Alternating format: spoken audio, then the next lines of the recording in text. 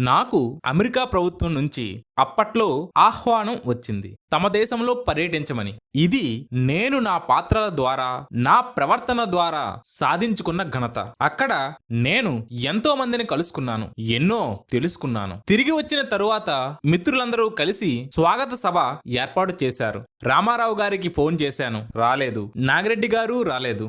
చక్రపాణి గారు మాత్రం విడిగా కలిసి మాట్లాడారు. కానీ విజయ్ గార్డెన్స్ లో సభ పెట్టి నన్ను యాగి చేసిన విషయం గురించి నేను ప్రస్తావించలేదు. ఆయన ఆ మాట ఎత్తలేదు. నేను అమెరికా వెళ్లే ముందు మాత్రం పరిశ్రమలో చాలా మంది నవ్వుకున్నారు. ఇంగ్లీష్ రానివాడు, తెలియనివాడు అమెరికా వెళ్లి ఏం తెలుసుకుంటాడు, అక్కడ ఏం మాట్లాడుతాడు అని హేళన చేశారు. నాది మొండి పట్టుదల.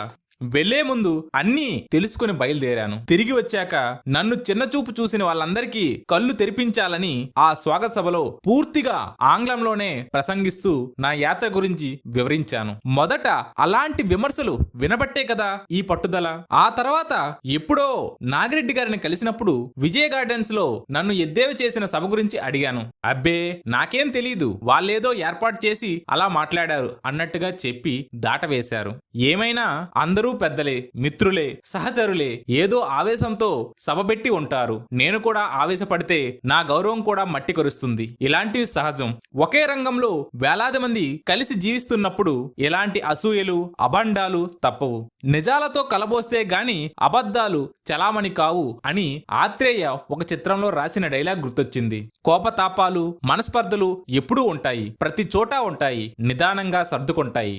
చిరంజీవులు, కన్యాశుల్కం నేను చేయనన్నప్పుడు డిఎల్ గారికి కోపం రాలేదా? అప్పు చేసి పప్పుకోడు చేయనంటే చక్రపాణి గారికి కోపం రాలేదా? తర్వాత మళ్ళీ వాళ్ళ చిత్రాల్లో నేను నటించలేదా? ఎక్కడికక్కడ సర్దుకోవడం అలవాటు చేసుకోవాలి.